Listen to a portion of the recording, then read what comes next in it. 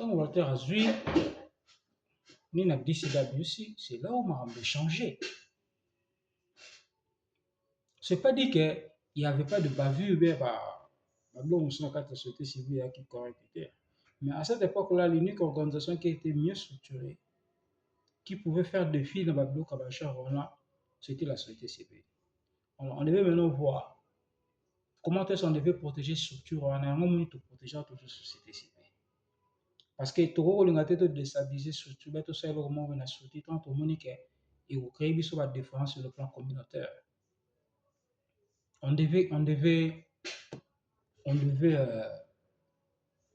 tourner nos yeux bien Babylon contre la société civile. C'est pour ça que pendant toutes ces années, ils ont été épargnés.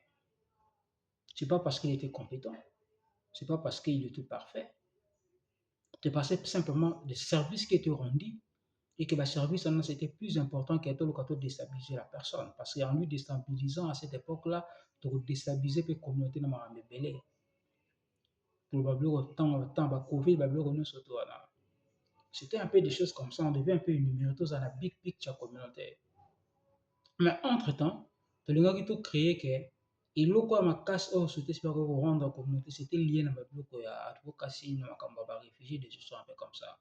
Maintenant, comment est-ce qu'on extend ma connaissance, ma bloc qu'on a battu, comme actif, non, de façon que l'organisation belé ba kota na babilo qu'on a de façon que tout pèse sous organisation mon côté à la prééminence de l'eau pour avoir une certaine protection.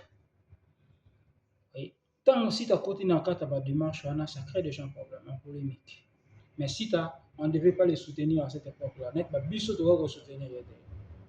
Bien que le démarche est bien, mais si tu devais t'écarter pour les intérêts politiques, ou il y a ça qui a ses compromettants qui seront un point donné. Vous voyez, il devait attirer la politique sur ce point-là. Il fallait attirer les combattants, basa la choix na bango librement, mais pas son influence politique à cette époque-là. Et pour l'instant, je ne pouvais pas digérer ça, pour pousser l'effort de la porte. Donc, pour ça qu'il y a bien. Bien que la méthode va bien, ça qui est une épisode de l'ingénieur, il devait néanmoins sortir. Et les cordons sont sortis. Et tant Walter a mis les mêmes initiatives. C'est là, en fait, guerre, il y a Walter. Là, c'est ça. Quand Walter a dit société civile, Walter n'a pas voulu garder, a dit plutôt DCWC, Walter n'a pas voulu garder DCWC dans le standard na Kaloazara, na Ouattara, non, Walter a voulu que côte DCWC partout. Et on a lettre moko zala oyoka bato ya ni na network bazoloba.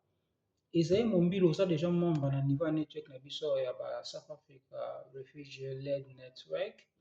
Et puis Walter na niveau DCW aussi a déjà aspiré à joindre biso à comme membre.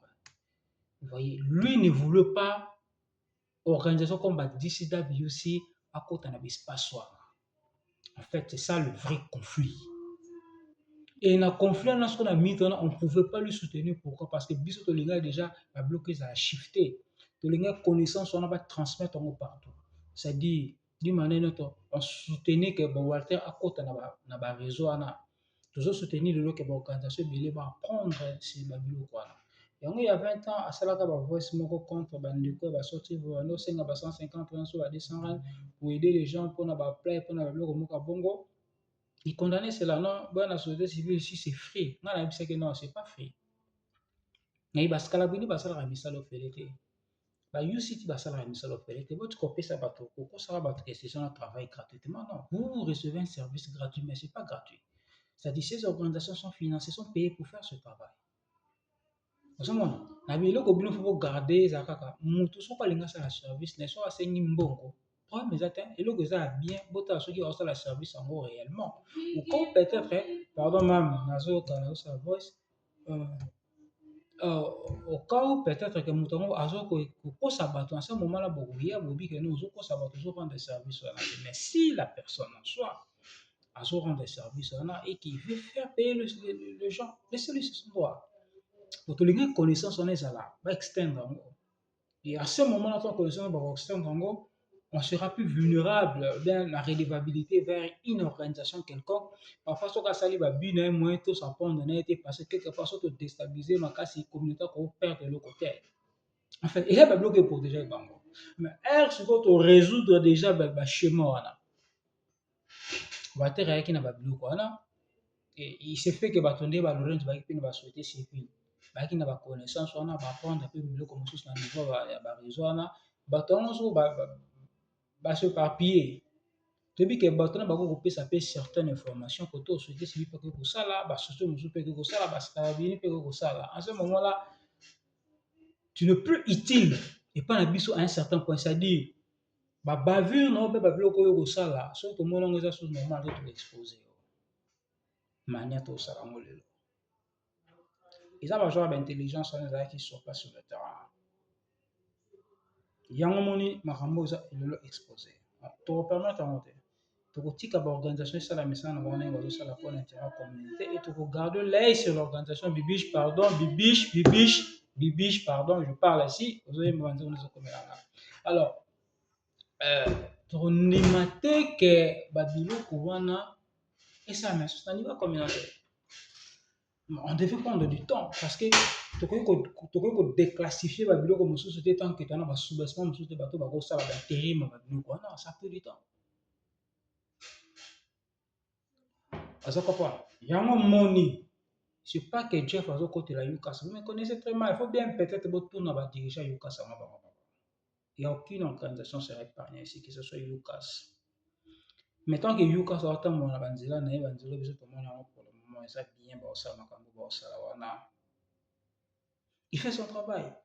Et ceux qui vont mais UCAS akoma nyonso ke oui, il faut kota na nyonso ke ceux qui ba Walter, oui, ça c'est le choix de Walter, eza makambo na ye. Moi je traite makambo ezali politique, makambo ezali kolona, opesa makambo nyonso tout. Moi personnellement j'encourage communauté bokota na ba structure nyonso, bokota na ba lamuka wana, bokota na ba biloko wana soko ba union sacrée. Na so ba communauté bolandanga bien, bokota.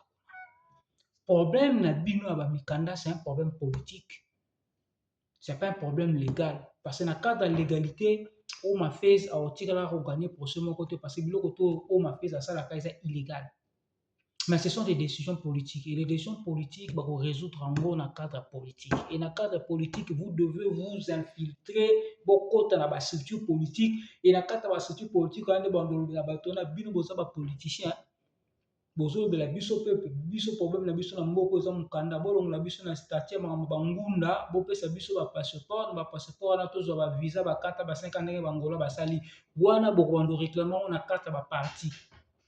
Bozo la ngai, yango wana zo soutenir ba bakende na ba parti na pona manini. Donc, il y a une intelligence autour de ça, ça makambo to ça les ebele. To pesa ba détail ebele. O bazo la nzela ya ba loi na ba code ko bokende ba code. On va toujours encourager cela parce que c'est une manière légale. Mais en même temps, le problème c'est politique, ça doit être réglé politiquement. Et la communauté doit être éveillée, doit être informée. J'ai cet agenda-là. Et garder l'œil sur les organisations. Deuxièmement, d'équiper aussi les organisations.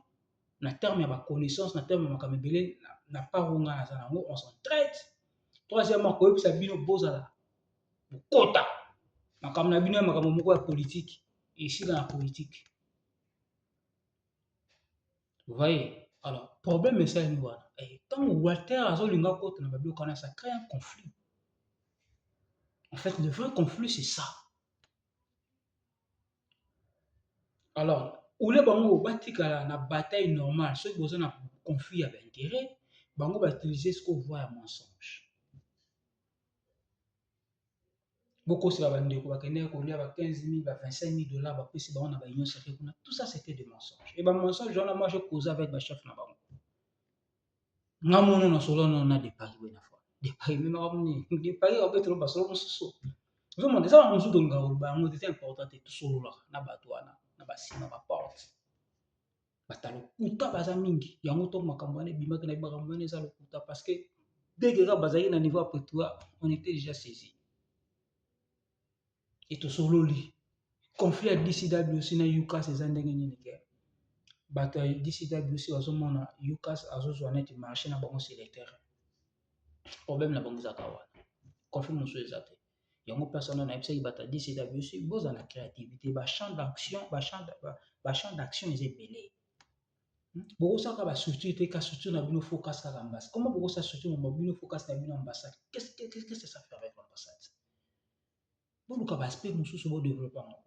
ntango bato adesila biso bazobenga kobanda no na secrétaire général na bango vie eyaka atya biso mpo na kati ya biro jekina atya bino mpo na kati ya biro te mais so oza na badifficulté oza baproblème yaka loba makambo ndeni je vais travailler ça.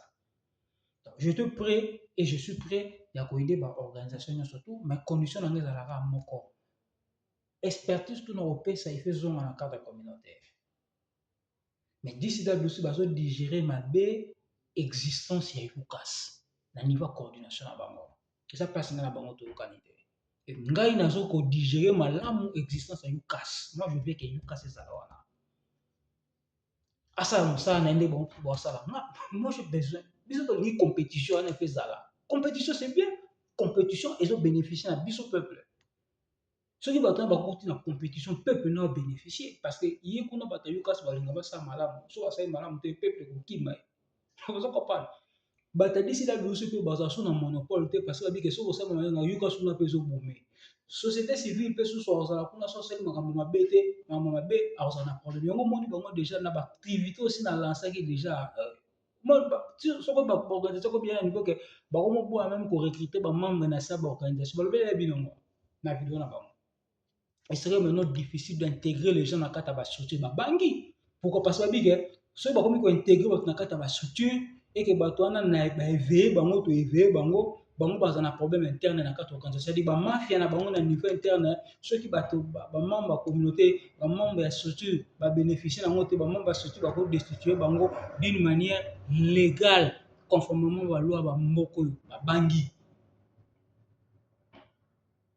alors campagne fait kota yango moni bacampagne bomona na bagroupe mosusu bakofingana biso bakoloba biloko bongo moi personnellement c'est normal parce que tu viens déranger les intérêts yango ozomona na cadre ya UCAS network il y a un travail esalemi oyo nga moko mpe nasali yango na bandeko mosusu je parle d'abord de moi-même na cadre ya network wana bacommunication ekosalema comment est-ce que un système social tozotia yango ezala coordonné na baorganisation pas pour une organisation mais baorganisation baorganisation moko eza différent organisation mosusu evandi kote esali baloi organisation mosusu epesaki pensé eza bato ya UCAS network organisation mosusu bango nde baoccupe social baorganisation mosusu bango nde baoccupe bafinancement babiloko nyonso to wana e babiloko wana eza corroboré na assemblée moko général oyo ezali baorganisation bauti parci parla bango nyonso to baza bo esanke de façon ke biloko etali biloko ezali social oyo ekozongela na niveau communauté ezala la transparence et la même mise dans plusieurs organisations. Nous surtout que ça soit un monopole, on a une organisation quelconque à la prééminence, à la contrôle. C'est ça en fait le démarche. Mais bato bakoya bango ba diaboliser ba biloko wana non bango ba diaboliser biloko parce que bango balingaki batika toujours l'individualisme pour baza na ba contrôle baza na ba accès. Et c'est ce que maintenant on a essayé de déstabiliser sur le terrain. C'est là UCAS a une bénédiction sur ce point-là. Mais on ne ferme pas les yeux sur UCAS. On continue toujours à garder les sur UCAS. Il y a des initiateurs qui ont pensé. Je pense que les autres convergents n'ont pensé, on active ça. Et dans la communauté, vous devez garder les c'est ça. Et vous devez appuyer cela parce qu'il faut créer transparence et gérance. Par rapport à ce que ça en fait, c'était ça un peu, les gens, il y a des conflits, certains conflits d'intérêts, il y a des positionnements, il y a des marambébélés. Mais bandeko baponi nzela ya manigance, bandeko baponi nzela lokuta, faut pas faire attendre bana bango. Et banzela lokuta ba biso oleka te, faut to combattre ngo. Yango wana, ba question ezali simple. O bokotuna. Botuna secrétaire général a décidé aussi par rapport à ba lettre na komaki. Ezali alobi ke bino nde toza bachef ya corruption. Yo secrétaire général a décidé aussi, yo moko ndimi na lettre noke corruption esalemaki. Mais ezali alobi ke eza na bachef ya corruption eza bato batiaka bacoordonnateur na bino. Est-ce que bato wana bolongoli bango? Et parmi bato wana eza na kiki oyo